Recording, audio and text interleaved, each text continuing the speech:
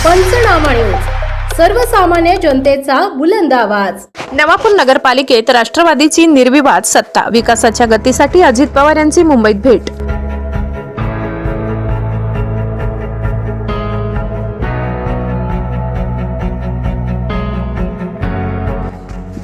शहरातील रस्ते, पथदिवे, स्वच्छता तसेच इतर मूलभूत नागरी सुविधांच्या बळकटीकरणासाठी 200 कोटी रुपयांच्या अतिरिक्त निधीची मागणी।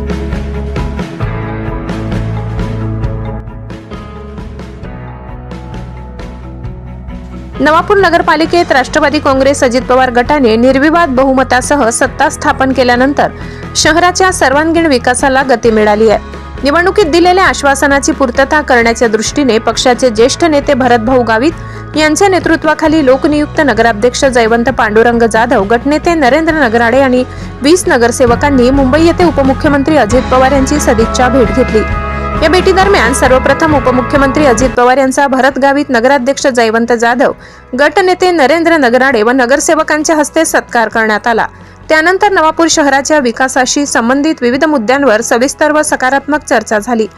पालिका निवडणुकीदरम्यान नागरिकांना दिलेल्या आश्वासनानुसार 100 कोटी रुपयांची पाणीपुरवठा योजना मंजूर झाल्याची माहिती यावेळी देण्यात आली।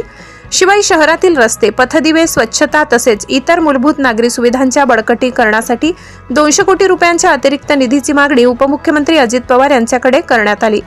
ज्येष्ठ नेते भरतभाऊ गावित व नगराध्यक्ष जयवंत जाधव यांनी हे सांगितले। नवापूर शहराला सुंदर, स्वच्छ आणि आधुनिक शहर बनविण्याचा संकल्प निवडणुकीदरम्यान जनतेसमोर मांडण्यात आला होता। त्या संकल्पनेची प्रत्यक्ष अंमलबजावणी येत्या काळात टप्प्याटप्प्याने सुरू होणार असून प्रत्येक विकास कामासाठी भरीव निधी उपलब्ध करून देण्यात येईल असा विश्वास या भेटीत व्यक्त करण्यात आला।